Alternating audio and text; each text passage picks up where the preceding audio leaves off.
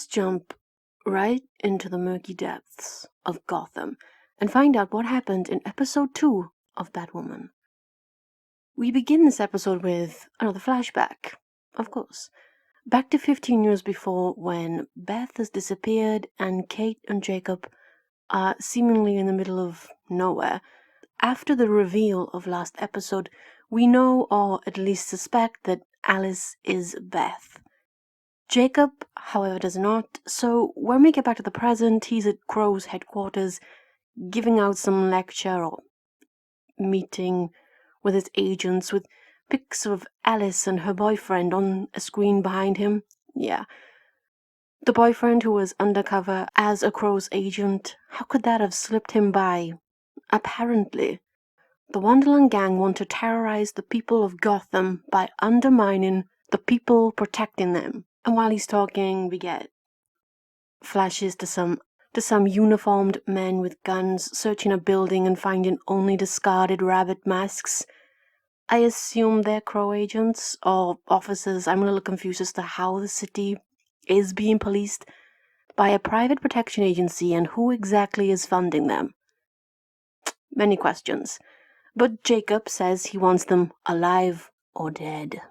Meanwhile, some members of this gang are setting a fire to a van, and while trying to escape, they are confronted by Batman. Yeah, we know it's not Batman, but everyone thinks it is, so let's go with it right now. We find out in this scene that the Batsuit is bulletproof. Yay. Which begs the question, did Kate know this because she went into a dangerous situation alone and outnumbered, and she was unarmed, relying on the suit to protect her? This seems very naive and insanely, stupidly arrogant. This just brings back my point about Ruby Rose as Kate Kane again. How can I be expected to believe that she can take on multiple attackers and win hands down when even just walking she looks frail and as though she is about to break? The one guy she manages to seclude, she demands to know where Alice is, but before he can say anything, a van load of crows show up and end up shooting the rabbit dude because he started firing on them. Kate needs to find Alice before the crows can kill her first. We then see Kate head into Bruce Enterprises and for the Batcave, where Luke is waiting for her, ready to chastise her for running around all night trying to be Batman. We then take our obligatory tour of Gotham City by morning. We do this in most episodes. Everyone is glued to the cell phones, screens, etc., all listening to the news of Batman.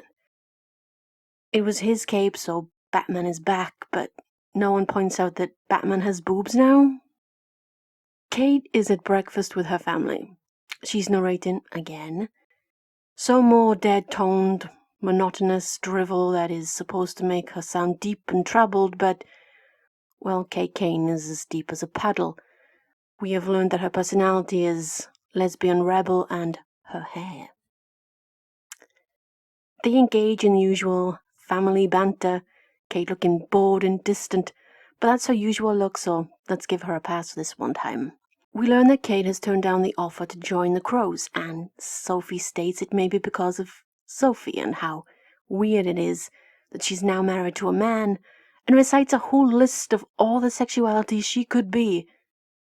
To be honest, this was a bit weird. I mean, who has these conversations about people? Why is it weird that someone is married to a man? I always feel this is a strange push narrative, and it's only telling us what is to come in the future episodes, that Sophie isn't straight and she shouldn't be married to a man. Whatever. Kate cuts the talk of Sophie by declaring to everyone that she thinks Beth is back. Cue the silence and confused looks. We find out that at the scene of the crash, skull fragments were found that matched Beth's DNA, so Alice cannot be Beth. No one believes Kate, obviously, and I'm not even sure Kate convinced me. Her face stays the same through the whole scene, which is a little weird. We then head over to that irrepressible, charismatic villainess, Alice. She's taking morning tea with an elderly couple, only I'm not very sure that they had much of a choice in guests. It's like a crime reconstruction from the world's most evil serial killers.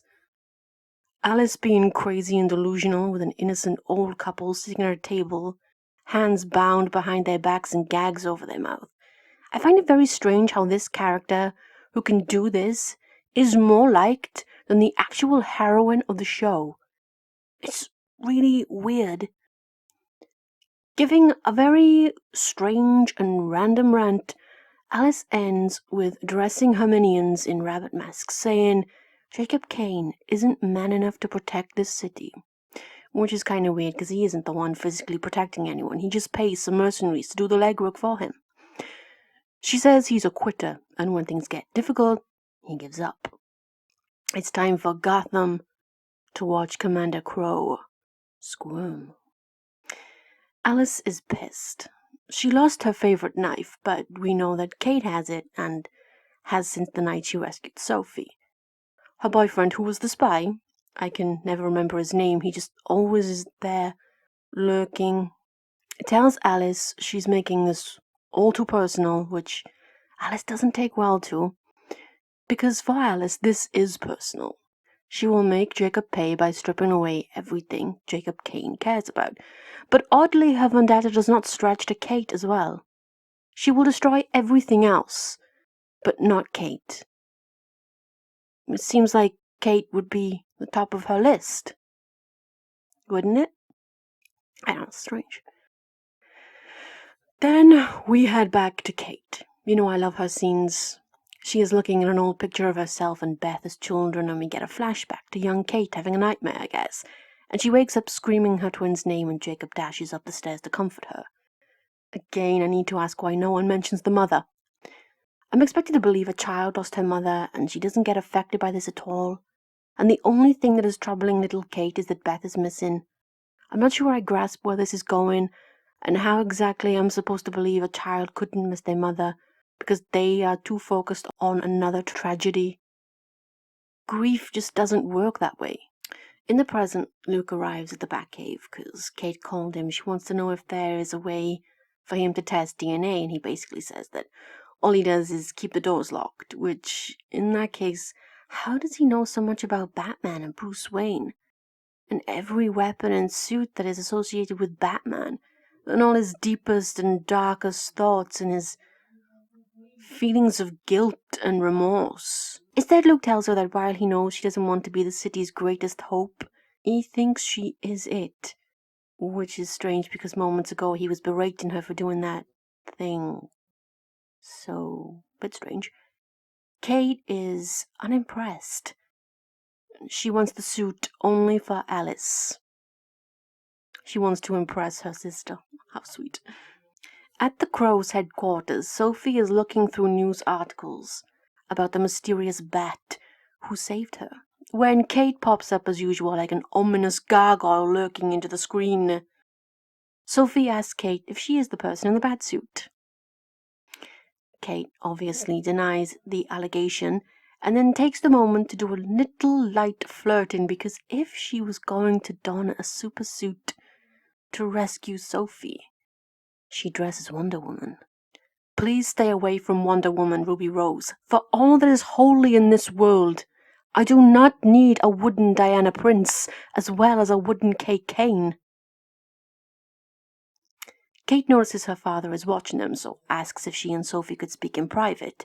There, Kate asks Sophie if she could run a DNA test on Alice's knife. Sophie says that Alice is a monster and Kate shouldn't get her hopes up, but Kate needs to know the truth. There's the obligatory hand moment where they pass the knife and hands touch with a brief, guilty gaze into each other's eyes. And Kate tells her if she had known about the wedding, she would have come, but to stop it. Yeah. Because everyone would want this. Kate Kane running up the aisle to stop their wedding.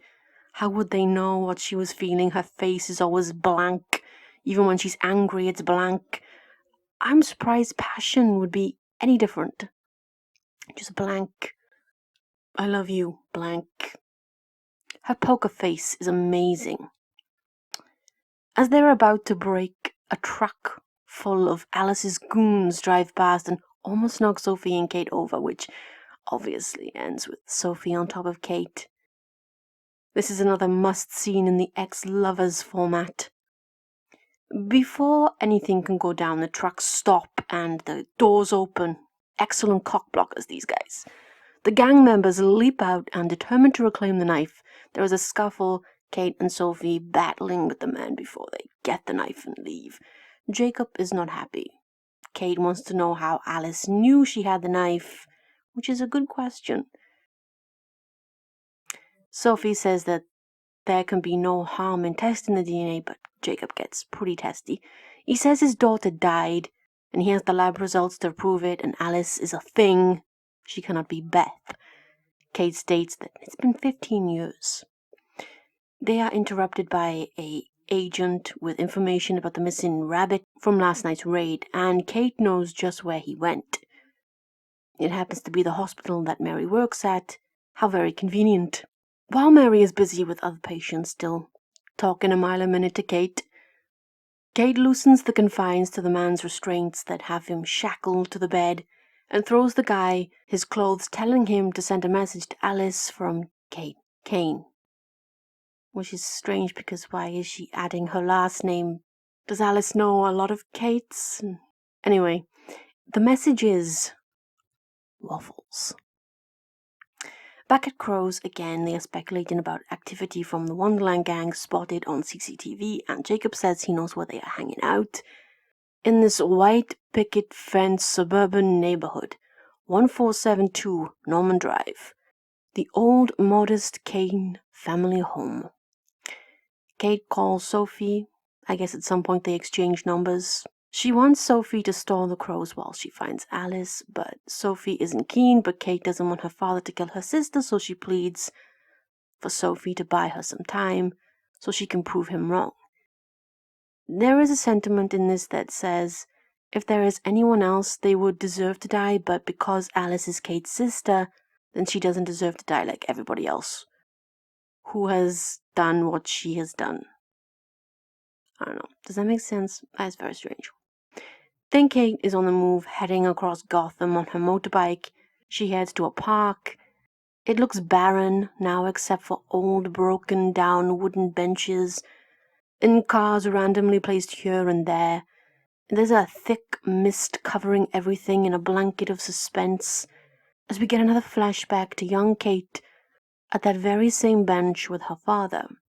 We learn through an emotional scene that Kate feels a lot of guilt and feels that Beth's death is her fault. This was the scene we look for when we want to see emotion from Kate, but it's left to a child actress and not Ruby Rose. Somewhere along the way, Kate has become a robot and no one noticed. At the old Kane residence, the Crows have burst down the doors and assaulted the place, but it's too late. Alice is gone, and sadly the elderly couple, the innocent bystanders who were minding their own business, are dead. Murdered by Alice and her gang, sat at the table set for a tea party. Then we get back to the park and Kate finds Alice on a swing, ominously rocking back and forth. Kate wants Alice to prove that they are sisters with the DNA, but Alice tells her that she already proved it by knowing the password, waffles, and finding their favorite spot. Alice then tries messing with Kate's head, which someone should warn her that not a lot goes on up in the mind of Kate Kane. It's essentially just women and, oh yeah, I'm a lesbian. I found that it's how she starts 80% of her conversations in this show. Sophie, when faced with the bodies of the old married couple, finds that she needs to tell Jacob where Kate really is, just in case Kate is faced with the same reality, with the same fate. So she tells Jacob. We get a scene with Kate and Alice reliving the accident, and Alice makes a backhanded quip about their mother's head being on the other end of the windscreen. You know, I understand where Alice's behavior comes from, but Kate, in another emotionally charged scene, gives nothing. She's an empty, She's as empty and vapid as the mist that surround them in this scene, and it's so annoying because this scene could have been so great, and yet again it fails. As Alice is always playing tennis against an inferior partner who cannot hit the serves she throws over the net back at her. It is insane that we know Alice just murdered 2 innocent people, yet in this scene, we still feel sorry for her. We still feel empathy. We still freaking like her. How is that possible? And I'm still watching this. Not even giving a shit about Kate. How is it possible? I know I sound like a real moron hating on Kate all of the time, but I loved Kate Kane so much, and I feel robbed watching what they turned her into, an empty personality of a character who has only one facial expression. She has faced dark times, and yet I don't feel it when she's on screen. And when she is in a scene with Alice, it is amplified. I said this in the last episode, and it keeps getting truer. And as the series goes on, it just gets more obvious. After their heart-to-heart, Alice cuts herself with a knife and tells Kate she can have her DNA as proof for Daddy. But as she is doing it, the crows arrive with their guns ready and set on Alice. Kate, however, shields her so they cannot hit her. Apparently there was only one angle to hit her from, and that was right in front of her. Someone could have slipped to the right or left, took her out easily, but and neither Alice nor Kate would have seen it coming, but okay, that's just me nitpicking. Kate pleads with her father that if he kills Alice, then he is killing her too. So Jacob tells his agents to stand down, and they lower their guns, and they arrest Alice. Kate is angry with Sophie for telling her father where she was. Kate is effectively still a 14-year-old at times, and it's really boring and annoying simultaneously. Kate goes to tell Alice that she didn't tell them that she was there, but Alice goes off on some rhyme about 3 sisters and how she doesn't like to share because Kate is her sister. So yeah, Mary is in the shit right now. At the hospital, Mary is on the phone. She is alone and the lights cut out. She tries to put them back on, but nothing happens. And then Alice's boyfriend shows up suddenly because that's what he does. Alice doesn't like competition, he says. Okay. And he attacks Mary. You know, it's really strange that again I understand this motive of Alice. Why do I always empathize with these characters? It's getting a bit scary now. It's a whole ass mess at this point. He's strangling her. She finds something to stab him in the leg with, go Mary, and smashes something across his head, meaning she can escape, and she locks herself into an office and bars the door. The dude is pretty pissed. But apparently no one told him that Alice keeps him around because she needs someone to do her dirty work. He is her little lapdog, essentially. So this guy goes into that mode all serial killers get in those slasher movies. When they've been stabbed in the leg by the heroine and she hides, he rages. And luckily there is an axe for him to use to cut the door down. How very fortuitous. Of course, Batwoman isn't about to not arrive in time and totally kick his ass. Mary is safe. Batwoman looks up to the TV screen that is suddenly on, and conveniently, it is showing the news and footage of Alice being escorted by armed guards to prison, or whatever these crows take the criminals when they catch them. Batwoman watches an explosion occur and chaos continue. The Bat then rushes to the scene. Vehicles are ablaze. Kate narrates in the background, and Alice is again plunged into the water, her hands bound by handcuffs, all against the backdrop of ominous music. This scene was like an old film noir, and I have to say I liked it. It gave me that feeling of the end of a dreary noir where no one wins, just a lot of bad shit went down, and the good guy is standing on the edge of a cliff, wearing a dirty old raincoat, popping a cigarette into his mouth and taking the smoke into his lungs before turning away from the carnage. He survived, but has he really? Then Kate redeems herself in her own eyes, I imagine. As she blamed herself for her sister's disappearance that day, she dives into the water and pulls Alice free, giving her the oxygen there as a touching, tender moment where Alice reaches out to touch Kate, who is of course dressed as Batwoman, but the Crow agents on the bridge are stupidly firing shots into the water for some unknown reason. And why are they doing that? They're idiots. At this point, they keep proving that they are completely incompetent. No wonder the people of Gotham are so desperate to get Batman back. These people are idiots. Bullets hit the Crow vehicle that Alice just emerged from, and it blows up, splitting the two sisters. The scene I must admit I loved, probably because Ruby Rose isn't acting, and this is most probably her stunt double, but still, whatever reason, this scene was perfect. At the Batcave, Luke seems to lose Kate, but she has been washed up on a riverbank and there are lots of cops around her with their highly trained police dogs. Out of the Batsuit, Kate goes back to Mary, and Mary has a gun now. Probably wise. She has patched herself up and is very disturbed by what has just transpired that evening. You can't blame her. At the Crow's headquarters, Jacob is angry again. Seems he's always angry. He wants to know how a bomb got on the bridge. Then Kate turns up and he turns his rage to her. He shows her what Alice did to the couple in their old home. He tells her that she is not Beth. At this point, I can see why he would be offended that people are claiming his daughter is a heartless, psychopathic killer.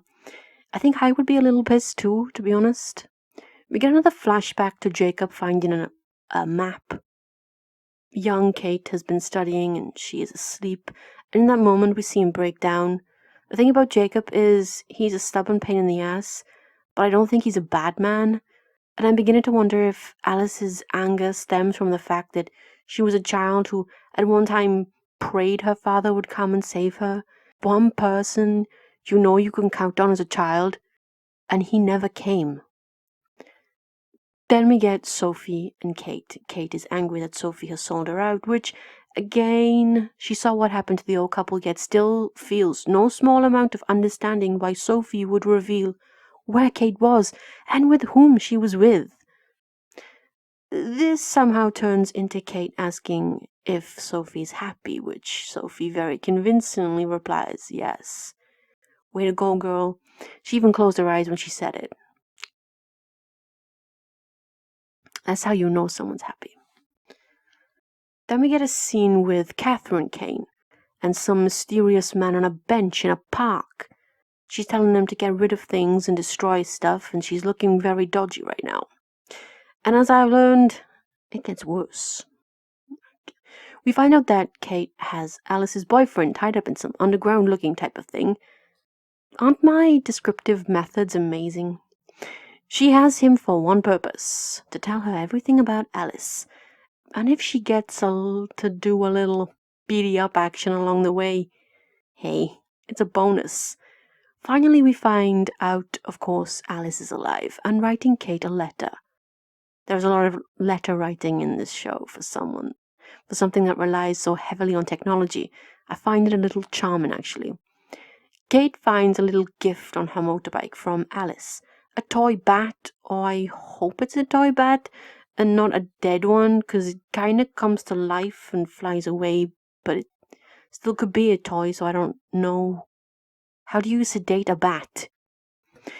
But it comes with a note, "You have our father's eyes," which, again, the one thing this show did perfect was the casting for father and daughter in Kate Kane and Jacob. They look like they could be real-life father and daughter. It's insane. Okay, that was the end of episode 2 of Batwoman. You know, the one constant in this show is Alice. Always Alice. Even when she's evil, when she's showing a more personal experience to us, we know no one else sees it, but to us, the viewers, we see it. And just from Kate, the actual heroine of the show, the lead, we get nothing. It's just empty. It's really frustrating to watch because I feel like it could be so much more. It could be immensely emotional, these two sisters. And this, I don't know how to explain it. Rift is too small a word. It's cosmic. It's more, you find out that your sister isn't dead and she is effectively like a freaking psycho serial killer. This should eat you up more. This should be, but it kind of gets worse, and Kate seems to go, oh, hey, yeah, my sister's this serial killer. She's really crazy. She's trying to kill my dad. Oh my god, there's a pretty woman. That's how I see Kate. Anyway, so that is the end of the video. As always, stay safe and take care, and I'll see you in the next one.